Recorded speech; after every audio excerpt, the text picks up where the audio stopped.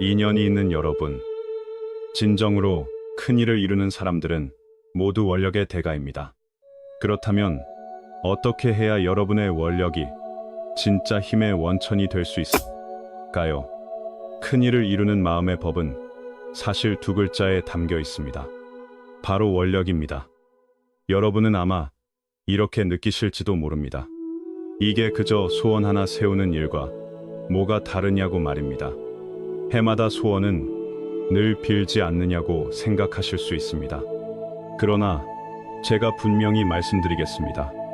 보통 사람의 그것은 생각일 뿐입니다. 바람 한 번 불면 흩어지고 맙니다. 이 두 글자는 얼핏 들으면 평범합니다. 하지만 정말로 깊이 듣고 끝까지 이해하면 그것이 가리키는 바와 여러분이 늘 꿈이나 결심이라고 여겼던 것은 애초에 같은 차원에 있지 않다는 사실을 알게 됩니다. 오늘은 일찍 자겠다고 다짐합니다. 그런데 내일이 되면 짧은 영상에 또 휩쓸리고 맙니다. 이번 달에는 반드시 정진하겠다고 마음먹습니다. 그런데 다음 달에 작은 좌절 하나만 와도 물러서고 맙니다. 이것은 우리의 바람이 진실하지 않아서가 아닙니다. 우리의 바람이 너무 뒤섞여 있고 너무 흩어져 있어서 강한 힘으로 모이지 못하기 때문입니다. 진짜로 큰 일을 이루는 원력은 불문에서 말하는 아주 높은 지혜입니다. 오늘 저는 이 비밀을 자세히 말씀드리려 합니다. 이 말을 제대로 알아듣는다면 여러분과 다른 사람 사이의 차이는 2026년부터 바로 여기서 갈리기 시작할 것입니다. 요점은 하나입니다. 힘의 차이는 노력의 양이 아니라 원력의 질에서 갈립니다. 많은 사람은 그것을 노력이라고 부릅니다. 그러나 실제로는 제자리 걸음인 경우가 많습니다. 스스로를 바쁘게 만들고 심지어 정력과 건강까지 짜내듯 소모합니다. 그런데 밤이 되어 하루를 돌아보면 말로 다하기 어려운 공허함이 늘 따라붙습니다. 그 공허함은 여러분에게 말해줍니다. 아직도 이상적인 자기 자신에게 진짜로 가까워지지 못했다고 말입니다. 이 공허함의 뿌리에는 하나의 착각이 있습니다. 쉬지 않고 달리기만 하면 목적지에 이를 수 있다고 믿지만 정작 자신이 생각의 원형 트랙 위를 빙빙 돌고 있다는 사실은 보지 못합니다. 다시 말해 멈추지 않는 움직임이 곧 전진은 아니라는 뜻입니다. 화엄경 안에는 이 윤회의 고리를 끊는 논리가 숨어 있습니다. 발심즉입볼이라는 말이 있습니다. 이 몇 글자는 우리가 가진 시간에 대한 직선적 인식을 정면으로 뒤집습니다. 이 말은 먼저 애써야 하고 그 다음에야 목적지에 닿는다고 하지 않습니다. 오히려 마음을 일으키는 바로 그 찰나에 여러분과 목적지 사이의 거리가 이미 사라졌다고 말합니다. 미래가 언젠가 도착하는 것이 아닙니다. 바로 지금 이 순간이 이미 그러하다는 뜻입니다. 여러분 안에서 맑고 흔들리지 않는 본심이 진실로 일어나는 순간, 출발점과 도착점 사이에 깊은 골은 그 자리에서 녹아 없어집니다. 여러분이 강해지는 이유는 멀리 걸어왔기 때문이 아닙니다. 마음이 바뀌는 그 순간, 존재의 구조 자체가 질적으로 바뀌기 때문입니다. 핵심은 거리가 줄어드는 것이 아니라 존재가 달라진다는 점입니다. 불문에는 이런 말도 있습니다. 원력은 업력보다 크다. 우리는 흔히 업력에 끌려갑니다. 업력이란 과거의 행동과 생각과 선택이 쌓여 만든 관성입니다. 이미 정해져 있어 바꿀 수 없다고 여겨지는 운명의 흔적과도 같습니다. 그러나 원력은 지금 이 순간의 생각에서 뻗어나오는 방향입니다. 이 한 생각이 충분히 맑고 순수하다면 그것은 날카로운 보검처럼 과거에서 이어진 부정적 얽힘을 끊어내고 낡은 운명의 궤도에서 놀라운 전환을 이루게 합니다. 대부분의 사람들의 바람이 바람처럼 사라지는 이유는 그것이 의식 표면에서 일어난 욕구일 뿐 뼛속에서 우러난 원력이 아니기 때문입니다. 운명을 바꿀 수 있는 진짜 원력은 좌절을 만나고 유혹을 만나도 바위처럼 흔들리지 않게 하는 정력입니다. 이 지혜는 수많은 깨달은 이들의 삶을 떠받쳐 왔습니다. 그리고 지금은 여러분 앞에 안개를 가르는 등불이 될 수도 있습니다. 이야기를 시작하기 전에 이 한 문장을 적어 보시기 바랍니다. 원력은 끝이 없으니 이와 같이 성취된다. 이것은 단지 글자의 조합이 아닙니다. 더 깊은 의식이 깨어나는 계기입니다. 이 뜻을 분명히 알게 되면 그때부터의 노력은 헛된 반복이 아니라 현실 속에 하나씩 드러나는 단단한 걸음이 됩니다. 이제 이야기를 시작하겠습니다. 송나라 때의 일입니다. 오대산의 겨울이었습니다. 산중에는 눈이 깊이 내려 세상이 온통 고요한 흰빛으로 덮여 있었습니다. 그곳에 수일이라는 버포를 가진 젊은 승려가 있었습니다. 그의 나이는 23이었습니다. 그는 이 산에 있는 중간 규모 절에서 가장 성실한 제자 가운데 하나였습니다. 성실하다는 말은 빈말이 아니었습니다. 수일에게는 아무도 모르는 습관이 하나 있었습니다. 그는 두툼한 공책을 베개 밑에 두고 매일 밤 잠들기 전에 꼭 한 번 펼쳐보았습니다. 그 공책에는 그의 서원이 빼곡히 적혀 있었습니다. 성공하고 싶다. 깨닫고 싶다. 같은 막연한 문장이 아니었습니다. 수일의 서원은 아주 구체적이었습니다.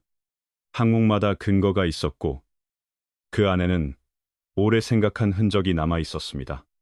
이번 생에는 화엄경을 깊이 연구하여 7처8회를 통달하기 전까지 경문을 놓지 않겠다고 썼습니다. 절 주변 백리 안에서 고통받는 중생, 특히 늙고 병든 이들이 임종 전에 법문을 들을 수 있도록 돕겠다고도 썼습니다. 또 날마다 3번 예배하고 끊임없이 자신을 살피며 그것을 수행의 기초로 삼겠다고도 적었습니다. 그렇게 하나하나 적힌 분량이 40쪽이 넘었습니다. 매일 밤 잠들기 전 수일은 그 서원들을 처음부터 끝까지 반복해서 읽었습니다.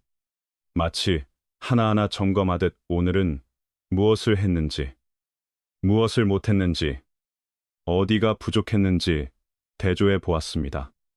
어떤 날은 다 읽고 나면 마음이 다시 뜨거워졌습니다. 어떤 날은 설명할 수 없는 피로만 남았습니다. 그래도 그는 다음 날 아침이 되면 다시 계속했습니다. 그가 절에 들어온 것은 집안의 변고 때문이었습니다. 아버지는 일찍 세상을 떠났고 집은 몹시 가난해져 더는 기댈 곳이 없었습니다. 절의 스승이 그를 거두어 주었습니다. 하지만 수일은 그저 하루하루를 버티려고 들어온 사람이 아니었습니다. 그는 마음 깊은 곳에서 이번 생에 자신이 이곳에 온 데에는 분명한 이유가 있다고 믿었습니다. 자신의 서원이 충분히 진실하고 충분히 굳세다면 마침내 그것이 현실이 되리라고 믿었습니다. 그러나 3년째가 되자 그는 자신을 의심하기 시작했습니다. 그 서원 노트에 적힌 것 가운데 이루어진 것이 하나도 없다는 사실을 깨달았기 때문입니다. 화엄경은 아직도 통달하지 못했습니다. 3번째 권에 이르러 막혀버렸고 외우려고 애를 써도 뜻이 열리지 않았습니다. 주변에 고통받는 사람들도 몇 번 찾아가 보았지만 노인들은 그가 하는 말에 그저 고개만 끄덕일 뿐이었습니다. 그는 누구 하나 진짜로 제도되었다는 느낌을 받지 못했습니다. 날마다 3번 절하는 일도 20번 넘게 끊겼습니다. 한 번 끊길 때마다 다시 시작했지만 그럴수록 실패감은 더 깊어졌습니다. 그는 점점 그 공책 가장자리에 메모를 달기 시작했습니다. 어떤 항목은 진도가 느리고 어떤 항목은 방법을 조정해야 하며 어떤 항목은 여러 사정으로 잠시 미뤄두어야 한다고 적었습니다. 공책은 점점 두꺼워졌고 주석은 점점 많아졌습니다. 그런데 그 서원들과 자신 사이의 거리는 가까워지기는커녕 오히려 더 멀어지는 것만 같았습니다. 처음에는 꿈처럼 시작된 그 서원들이 어느 순간부터는 자신을 몰아붙이는 빚쟁이처럼 느껴지기 시작했습니다. 바로 그 무렵, 그는 절 안의 한 노승을 유심히 보게 되었습니다. 버포는 허회였습니다. 허회는 절에서 가장 외진 작은 뜰에 살았습니다. 수일의 눈에 비친 그의 일상은 이해하기 어려울 만큼 단순하고 메마른 것이었습니다. 마당을 쓸고, 차를 마시고, 부엌일을 돕고, 채소를 다듬었습니다. 때로는 의자를 하나 꺼내 마당에 앉아 산만 바라보았습니다. 아무것도 하지 않은 채 그렇게 앉아 있었습니다. 절 안에서도 그를 특별히 거론하는 사람은 거의 없었습니다. 항렬에서 두드러진 자리도 아니었습니다. 어느 날 수일은 호기심을 이기지 못하고 다가가 정중히 물었습니다. 스승님께서는 어떤 법문을 닦고 계십니까? 그때 허회는 손가락으로 찻잔을 천천히 저어주고 있었습니다. 질문을 듣고도 곧바로 답하지 않았습니다.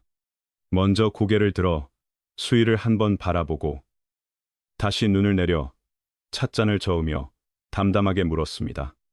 그럼 너는 어떤 법문을 닦고 있느냐? 수일이 대답했습니다. 제자는 서원을 세우는 법문을 닦고 있습니다. 허회는 고개를 끄덕였지만 더는 아무 말도 하지 않았습니다. 수일은 그 끄덕임이 인정의 뜻이라 여겼습니다.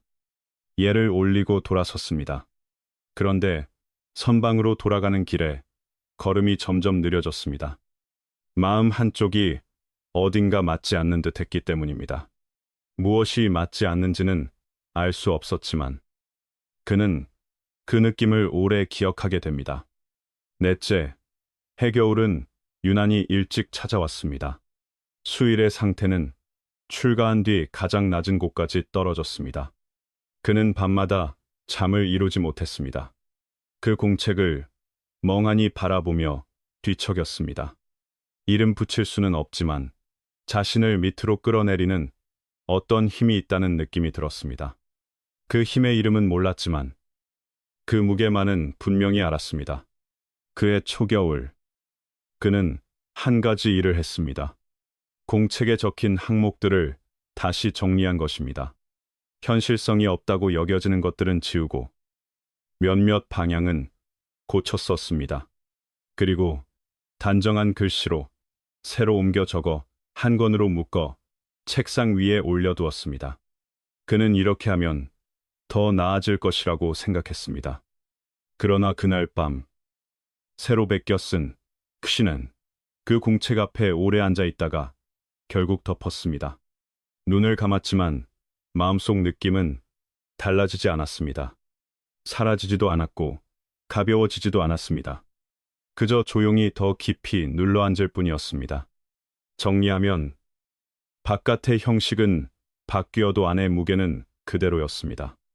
그해 11월 오대산에는 초겨울 들어 가장 큰 눈이 내렸습니다. 수일은 혼자 선방에 앉아 있었습니다. 찬바람이 창문 틈으로 스며들었습니다. 그는 새 공책의 마지막 장을 펼쳐놓고 글자들을 한참 바라보다가 갑자기 울음을 터뜨렸습니다. 슬퍼서가 아니었습니다. 그는 이제껏 자기 자신을 두고 이런 말을 써본 적이 없었지만 그때 느낀 것은 철저히 바닥난 피로였습니다. 속까지 텅 비어 버린 듯한 고갈감이었습니다. 얼마나 오래 울었는지는 자신도 몰랐습니다. 바깥의 눈은 점점 더 거세졌고 뜰의 소리는 점점 더 가라앉았습니다. 온 세상이 깊고도 고요해졌습니다. 한참 뒤 정신을 차렸을 때는 이미 바깥이 캄캄했습니다. 눈은 여전히 내리고 있었습니다. 그는 일어나 승복을 걸치고 문을 밀어 열었습니다. 눈 위를 한 걸음씩 걸었습니다. 발밑에서 눈이 사각사각 소리를 냈습니다. 그는 그렇게 걸어서 허웨의 작은 뜰 앞까지 갔습니다. 뜰 안에는 등불 하나가 켜져 있었고 누런 빛이 창호문을 통해 희미하게 새어 나오고 있었습니다. 수일은 문 앞에 서서 오래 머물렀습니다. 무슨 말을 해야 할지 몰랐습니다. 왜 여기까지 왔는지도 알 수 없었습니다. 그저 서 있었습니다. 어깨 위로 눈이 천천히 쌓였습니다. 그때 안에서 문이 열렸습니다.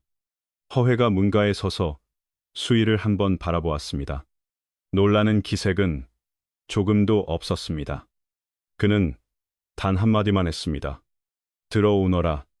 수일은 안으로 들어가 무릎을 꿇었습니다. 두 손으로 새 공책을 받쳐 바닥에 내려놓고 말했습니다. 스승님, 제자는 4해 동안 서원을 세웠지만 아무것도 이루지 못했습니다.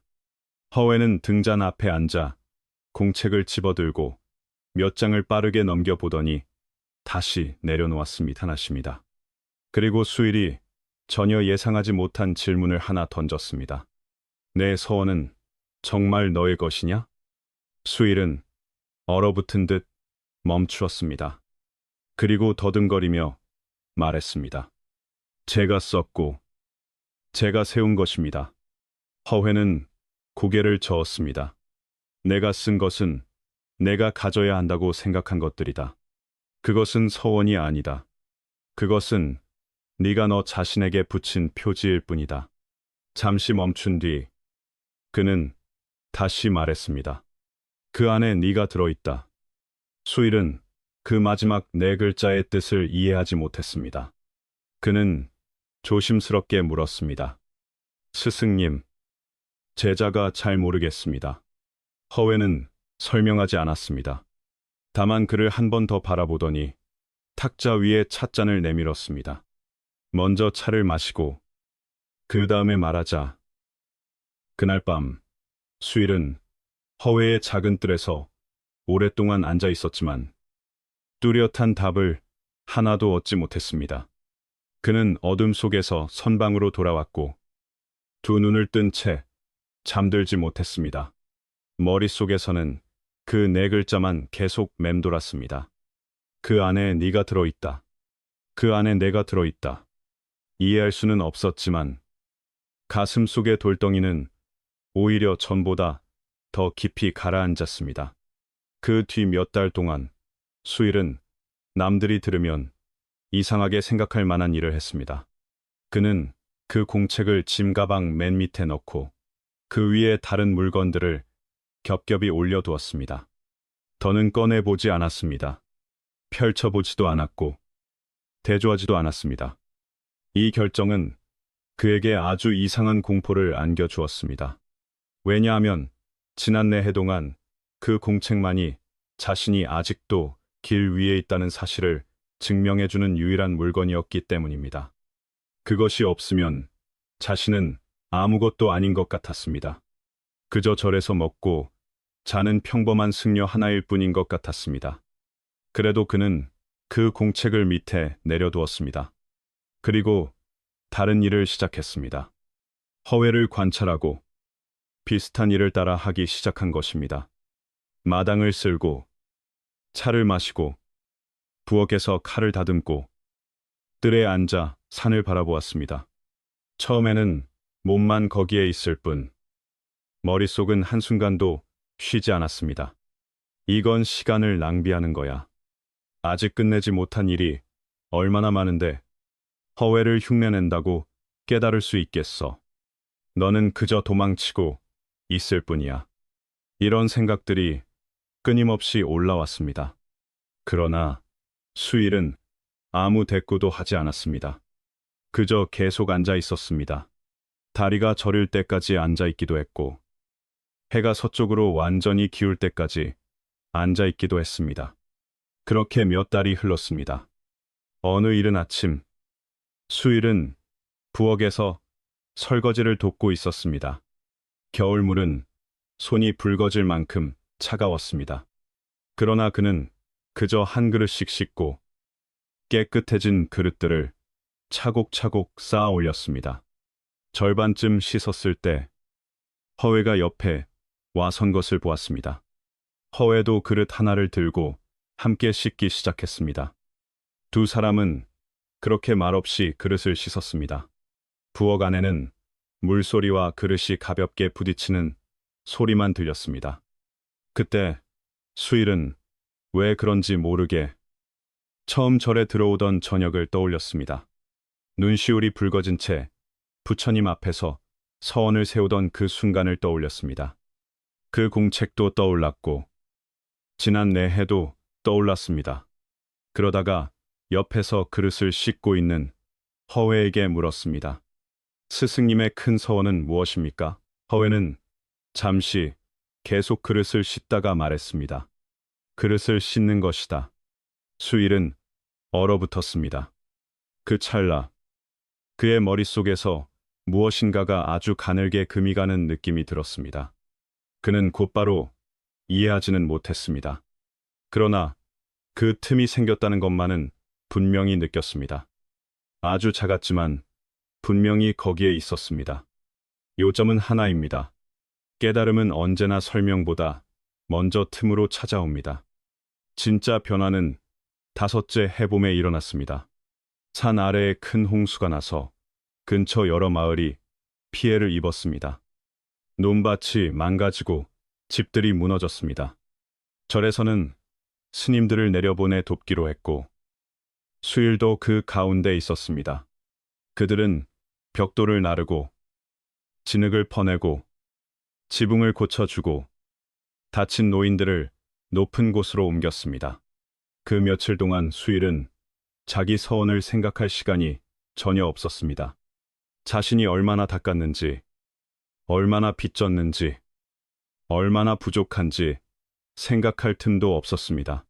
심지어 자기가 누구인지 생각할 겨를도 없었습니다. 그는 그저 묵묵히 일했습니다. 이 일을 마치면 저 일을 했고, 손이 더러워지면 대충 털고 다시 했습니다. 어깨가 아프면 쪽을 바꾸어 메었습니다.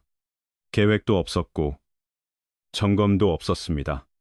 눈앞에 일만 있었습니다. 셋째 날 저녁, 수일은 큰 바위 위에 앉아 온몸에는 진흙이 묻어 있었습니다. 발에도, 손에도 진흙이 가득했습니다. 그런데 그는 더럽다고 느끼지 않았습니다. 그는 그저 멀리 있는 산을 바라보았습니다.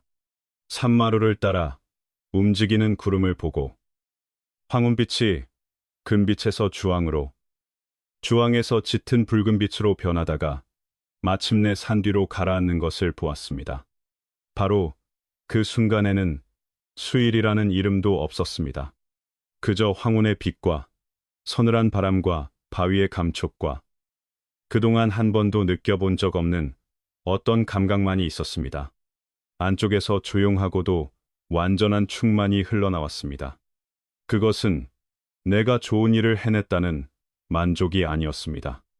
나라는 감각마저 사라질 때 밀려오는 충만이었습니다. 얼마나 오래 그렇게 앉아 있었는지 그는 몰랐습니다. 정신이 돌아왔을 때는 이미 사방이 완전히 어두웠습니다. 다른 사람들은 돌아갈 채비를 하고 있었습니다. 그는 일어서다가 다리가 저려 비틀거렸습니다. 그리고는 문득 웃었습니다. 무엇이 웃음을 나오게 했는지는 자신도 알지 못했습니다. 절로 돌아온 뒤에도 그는 곧장 허웨를 찾아가지 않았습니다. 선방에 오래 앉아 그 황혼의 감각을 다시 음미했습니다. 막 켜진 작은 불씨를 지켜보듯 했습니다. 너무 세게 건드려 꺼뜨릴 수도 없고 그렇다고 그냥 내버려둘 수도 없었습니다. 사흘 뒤 그는 허웨를 찾아갔습니다. 이번에는 질문을 하지 않았습니다. 그저 허웨와 마주 앉아 오래도록 함께 앉아 있었습니다. 누구도 말을 꺼내지 않았습니다. 한참 뒤 허웨가 말했습니다. 이제야 내 서원이 진짜가 되었구나. 수일이 물었습니다. 제자는 언제 서원을 세운 것입니까? 허웨가 대답했습니다. 내가 너 자신을 잊어버린 그 순간부터다. 수일은 훗날에도 오랫동안 이 말을 잊지 못했습니다. 내가 너 자신을 잊어버린 그 순간, 그는 그 뜻을 곧바로 분명히 설명하려 하지 않았고, 굳이 설명하고 싶지도 않았습니다. 다만 그 황혼 이후로 무엇인가가 달라졌다는 것만은 알았습니다. 그가 더 대단해진 것은 아니었습니다. 서원이 더 완벽하게 적힌 것도 아니었고, 날마다 더 열심히 정진하게 된 것도 아니었습니다. 달라진 것은 하나였습니다. 자신이 하고자 하는 일과 자기 사이에 있던 그 거리감이 사라졌다는 사실입니다. 그는 더 이상 뒤쫓지 않았습니다. 이미 하고 있었습니다. 뒤쫓는다와 하고 있다는 이 두 말의 차이는 작아 보이지만 그 사이에는 하나의 우주가 들어 있습니다. 후에 수일은 절의 돌 하나에 네 글자를 새겼습니다. 무아직원, 자아가 사라지는 곳이 곧 참된 서원이라는 뜻입니다. 그 돌은 지금도 어딘가 오대산에 남아있다고 전해집니다. 짙은 안개와 요풍에 둘러싸여 있어도 그 글자만은 또렷했다고 합니다. 제가 이 이야기를 드리는 것은 여러분을 감동시키기 위해서도 아니고 수행이 얼마나 아름다운지 말하기 위해서도 아닙니다. 수일이 지나온 길과 지금 여러분이 걷는 길 사이에는 놀랄 만큼 닮은 점이 있기 때문입니다.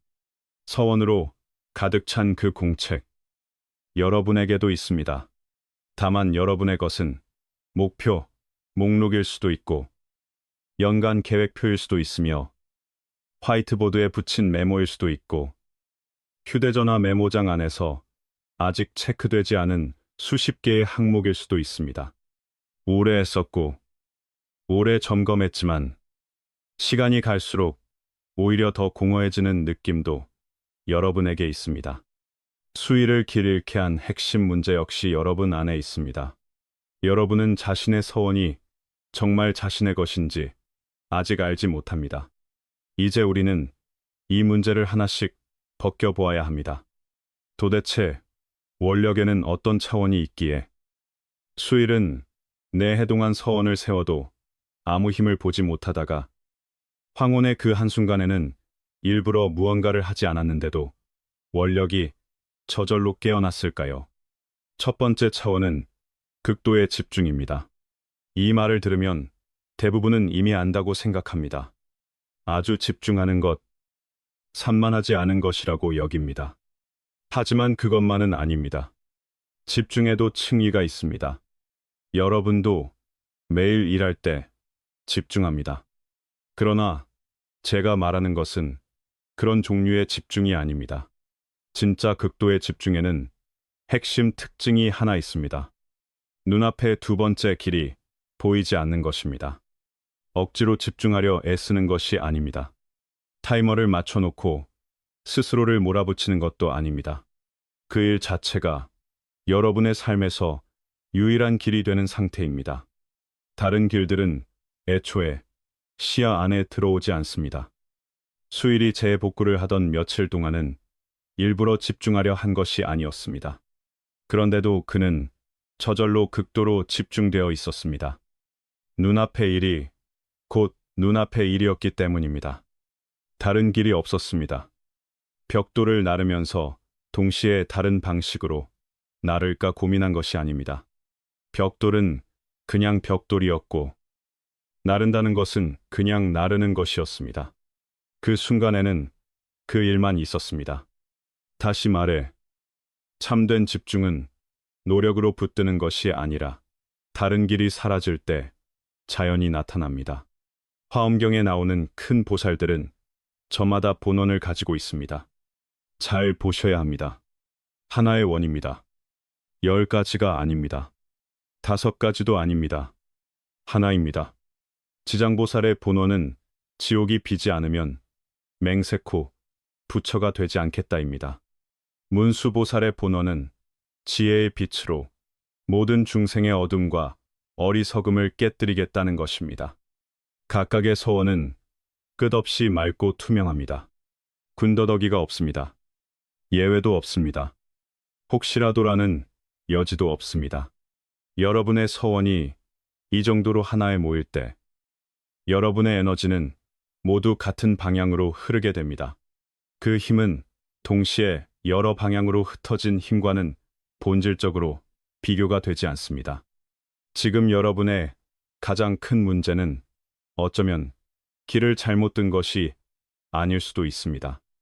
너무 많은 길을 동시에 걷고 있는 것일 수 있습니다. 길마다 힘이 흩어지고 서원마다 기운이 새어나갑니다. 결국 몹시 지치지만 어느 길에서도 멀리 나아가지 못합니다. 그렇다면 눈앞에 두 번째 길이 없다는 말은 무엇일까요? 억지로 이것 하나만 선택해야 한다는 뜻이 아닙니다. 정말로 자기 서원을 찾으면 다른 길로 가고 싶은 마음이 저절로 줄어든다는 뜻입니다. 그것은 포기가 아니라 더는 흥미가 생기지 않는 상태입니다. 이 상태는 애써 길러내는 것이 아니라 옳은 서원을 찾은 뒤에 자연스럽게 따라오는 결과입니다. 그 다음 두 번째 차원은 철저한 망아입니다. 이것은 원력 전체에서 가장 오해받기 쉬운 부분입니다. 많은 사람은 망하라는 말을 들으면 먼저 도덕을 떠올립니다. 이기적이지 말고 헌신해야 한다는 뜻으로 이해합니다. 그러나 여기서 말하는 망하는 도덕의 문제가 아닙니다. 마음이 작동하는 방식이며 존재의 상태입니다. 수일이 황혼 무렵 바위에 앉아있던 그 순간, 나라는 중심은 사라졌습니다. 그 나는 무엇입니까? 매일같이 나는 발전하고 있는가? 남보다 강해졌는가? 나는 실패했는가? 지금 이 방식이 맞는가를 검사하는 내면의 관리자입니다. 그 존재가 잠시 휴가를 내고 자리를 비운 것입니다. 그러자 무슨 일이 일어났습니까? 일은 일대로 흘러가고 풍경은 풍경대로 존재하며 충만은 충만대로 솟아올랐습니다. 여러분도 혹시 그런 순간을 겪어보신 적이 있습니까? 어떤 일을 하다가 너무 몰입한 나머지 시간이 오래 흘렀다는 사실조차 나중에야 알게 되는 순간 말입니다. 그런데도 피곤하기는커녕 설명하기 어려운 가벼움과 충만이 남는 순간이 있습니다. 그것이 바로 망아의 감각입니다. 그 상태는 애써 통제해서 만드는 것이 아닙니다. 자아가 한 걸음 물러설 때 자연히 떠오르는 것입니다. 불교에서 말하는 무아는 흔히 높은 철학 명제로 다뤄집니다. 하지만 아주 현실적인 면도 있습니다. 내 결과, 내 체면, 내 손익을 맨 앞에 두지 않을 때 오히려 일이 더 잘 풀립니다. 기회도 더 쉽게 다가옵니다. 힘도 더 커집니다. 이유는 조금도 신비하지 않습니다. 여러분의 주의력이 더는 자아의 계산에 끊임없이 흩어지지 않고 일 자체에 온전히 모이기 때문입니다. 결과에 집착하지 않을수록 그 일에 대한 감각은 더 예민해집니다. 때를 잡는 능력도 더 정확해지고 행동은 더 자연스러워지며 더 효율적이 됩니다. 여러분을 막아온 것은 바깥이 아니었습니다. 다른 사람이 아닙니다. 운이 없어서도 아닙니다. 기회가 아직 오지 않아서도 아닙니다. 여러분과 서원 사이를 가로막는 가장 두꺼운 벽은 지는 것을 두려워하고 끊임없이 계산하며 자기 자신을 지키려 하는 그 자아입니다. 원력의 본질 가운데 하나는 바로 그 벽을 통과하는 데 있습니다. 억지로 부수는 것이 아니라 자아가 한 걸음 물러서게 하여 그 안에서 더 큰 힘이 흘러나오게 하는 것입니다. 세 번째 차원은 가장 쉽게 지나치기 쉬운 부분이기도 합니다. 바로 무한한 시간입니다. 이 말은 단순해 보이지만 실제로 그렇게 살아내는 사람은 많지 않습니다. 우리는 모든 것을 늘 시간의 틀로 재려고 합니다. 3년 안에 무엇을 이루어야 하고 5년 안에 무엇을 끝내야 하며 30 전에는 무엇이 있어야 하고 40 전에는 뒤처지면 안 된다고 여깁니다. 이런 시간 의식은 어느 정도는 도움이 됩니다. 구체적인 방향감을 주기 때문입니다. 그러나 시간의 압박이 원력 안으로 섞여 들어오는 순간 원력은 서서히 변질되기 시작합니다. 나는 이 일을 하고 있다가 아니라 나는 지금 경주 중이다로 바뀌어 버립니다. 한번 경주가 시작되면 불안한 자아가 다시 돌아옵니다. 망언은 사라지고 집중은 흩어집니다. 원력의 구조 전체가 시간에 짓눌려 무너집니다. 불문에서 말하는 원은 시간의 차원을 넘어섭니다. 지장보살의 서원에는 끝나는 날짜가 없습니다. 법장비구가 아미타불이 되기 전에 세운 48 서원에도 몇 것 안에 완성하겠다는 기한은 없습니다. 만약 그렇게 되지 않는다면 나는 바른 깨달음을 취하지 않겠다 라고 할 뿐입니다. 그러나 그 약속은 영원합니다. 기한이 없습니다. 이것은 소극적인 태도도 아니고 게으름도 아니며 계획을 포기하는 것도 아닙니다. 시간에 대해 완전히 내려놓는 하나의 지혜입니다. 요점은 하나입니다. 시간과 흥정하지 않을 때 비로소 원력은 본래의 힘을 드러냅니다. 여러분이 시간과 더는 흥정하지 않게 되면 시간은 더 이상 여러분을 가둘 수 없습니다. 그때부터 여러분이 하는 모든 일은 그 자체로 완전해집니다. 어느 기준점까지 달려가야만 의미가 생기는 것이 아니라 지금 이 순간 자체가 이미 의미가 됩니다. 이 상태에 이르면 오히려 멀리 있다고 여겼던 것들이 예상하지 못한 때에 조용히 다가오는 것을 보게 됩니다. 여러분이 쫓아가서 얻는 것이 아닙니다. 그것이 스스로 여러분에게 찾아오는 것입니다. 이제 저는 이 세 가지 차원보다 더 핵심적인 한 가지를 말씀드리고 싶습니다.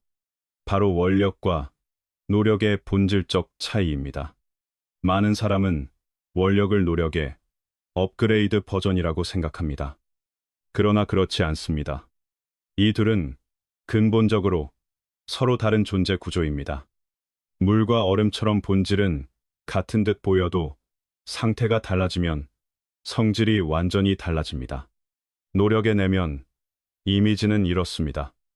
나는 여기 있고, 목표는 저기 있습니다. 그 사이에는 거리가 있습니다.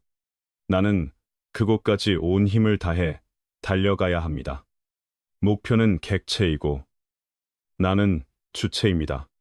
둘 사이에는 메워야 할 간격이 있고, 건너야 할 골이 있습니다. 그래서 아주 지칩니다. 계속 뒤쫓아야 하기 때문입니다. 그리고 목표는 쫓을수록 더 멀어지는 것처럼 느껴질 때도 많습니다. 그러나 원력의 내면, 이미지는 완전히 다릅니다. 나는 이미 그러한 존재입니다. 나는 사랑이 많은 사람이 되고 싶다가 아닙니다. 나는 곧 사랑입니다. 나는 의미 있는 일을 하고 싶다가 아닙니다. 그 일이 곧 나의 자연스러운 상태입니다. 이 차이는 얼핏 들으면 다소 신비롭게 들릴 수 있습니다. 하지만 실제 삶에서 나타나는 모습은 매우 구체적입니다. 노력 모드에 있는 사람은 모든 행동 뒤에 늘 하나의 숨은 질문을 달고 있습니다. 이 정도면 충분한가? 나는 충분히 잘하고 있는가? 나는 정말 앞으로 나아가고 있는가? 이 질문은 멈추지 않습니다. 그리고 그 질문이 그 사람의 에너지를 엄청나게 소모합니다. 사실 그 에너지는 일 자체에 온전히 쏟아져야 하는 것입니다. 반면 원력 모드에 있는 사람은 이런 질문을 필요로 하지 않습니다. 그는 어떤 일을 하고 있는 것이 아니라 그 일 자체가 되어 있기 때문입니다. 허웨의 서원은 설거지였습니다. 그것은 설거지가 특별히 위대한 일이어서가 아닙니다. 그가 그릇 하나를 손에 드는 순간 그는 곧 그 설거지 자체가 되었기 때문입니다. 거기에는 분리가 없습니다. 계산도 없습니다.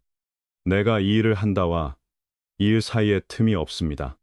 그 완전한 합일의 상태야말로 가장 평범한 일상 안에 드러나는 원력의 진짜 모습입니다. 마지막으로 한 가지 더 짚어야 할 차원이 있습니다. 원력의 전체 시스템을 실제로 움직이게 하는 시동의 힘입니다. 그것은 바로 신력입니다. 불문에서 말하는 신원행은 서로 떨어진 세 가지 일이 아닙니다. 하나의 완전한 구조입니다. 신은 땅이고, 원은 씨앗이며, 행은 햇빛과 비입니다. 그런데 여기서 말하는 신은 좋은 일이 일어날 거라고 믿는다는 식의 기대가 아닙니다. 그것은 믿음이 아니라 바람에 가깝습니다. 금강경에는 신심이 청정하면 곧 실상이 드러난다는 뜻의 말이 있습니다. 이 논리를 잘 보셔야 합니다. 실상은 여러분이 믿어서 생겨나는 것이 아닙니다. 실상은 원래 거기에 있습니다. 다만 신심이 충분히 맑아질 때 비로소 그것이 여러분 앞에 드러나는 것입니다. 수일이 황혼에 그 순간 느꼈던 말로 다 할 수 없는 해방감도 마찬가지입니다. 그것은 애써 수행해서 만들어낸 결과가 아니었습니다. 서원을 잘 세웠기 때문에 받는 보상도 아니었습니다. 원래부터 늘 거기에 있던 것이었습니다. 다만 자아가 잠시 물러났기에 그것이 모습을 드러낼 공간이 생긴 것입니다. 이것은 무언가를 새로 창조한 사례가 아니라 본래 있던 것을 알아본 사례입니다. 태양은 매일 그 자리에 있습니다. 다만 날이 밝아야 비로소 보일 뿐입니다. 여러분의 믿음은 태양을 떠오르게 만드는 것이 아닙니다. 마침내 눈을 뜨게 하는 것입니다. 정리하면 참된 믿음은 없는 것을 만들어내는 힘이 아니라 이미 있는 것을 알아보게 하는 힘입니다. 청정한 신심은 아주 깊은 깨어 있음입니다. 언제나 거기에 있었던 것이 참되다는 사실을 믿는 것입니다. 그것은 상상이 아니고 자기 위안도 아닙니다. 실제로 그러한 존재입니다. 다만 이전에는 눈이 열려 있지 않았던 것입니다. 이런 믿음을 품고 서원을 세울 때, 믿음과 서원이 같은 방향을 향할 때, 그리고 행동이 그 믿음과 서원에서 자연스럽게 흘러나올 때, 비로소 완전한 원력이 생깁니다. 그것은 만물을 흔들 수 있을 정도로 큰 힘입니다. 이제 저는 이 이야기를 다른 각도에서 바로 여러분 자신에게로 돌려 말씀드리고 싶습니다. 수일도 아니고 허회도 아닙니다. 지금 이 순간의 여러분입니다. 많은 사람은 원력 이야기를 들으면 이 이치는 알겠다. 그런데 나는 어떻게 해야 하는가? 라고 묻습니다. 그런데 사실 이 질문 자체가 한번 멈추어 살펴볼 가치가 있습니다. 왜냐하면 어떻게 해야 하는가라는 질문 안에는 모든 문제는 행동으로 해결해야 한다는 전제가 숨어 있기 때문입니다. 그러나 원력의 세계에서 가장 먼저 해야 할 일은 무언가를 하는 것이 아닙니다. 자기 안으로 향하여 진짜로 자기에게 속한 그 하나의 서원을 찾는 일입니다. 마음 가장 깊은 곳에 가장 조용한 소리가 무엇을 말하고 있는지 듣는 일입니다. 진짜 서원을 찾는 첫걸음은 쓰는 것이 아닙니다. 고요해지는 것입니다. 조용한 곳을 찾아 스스로에게 한 가지를 물어보시기 바랍니다. 내일 당장 아무것도 부족하지 않다면 어떨까? 돈도 충분하고, 인정도 충분하고, 다른 사람들도 모두 내가 괜찮다고 말해준다면, 그래도 나는 무엇을 하고 싶은가? 성급히 답하지 마십시오. 이 질문이 마음속에 천천히 스며들게 두십시오. 처음 떠오르는 답은 진짜 답이 아닐 수도 있습니다. 오랫동안 굳어진 습관의 반응일 수도 있습니다. 진짜 답은 조금 늦게 올 때가 많습니다. 그러나 그것이 올 때에는 분명히 다른 감각이 있습니다. 흥분이 아닙니다. 더 깊고 더 조용한 감각입니다. 그래, 바로 이거다 하는 느낌입니다.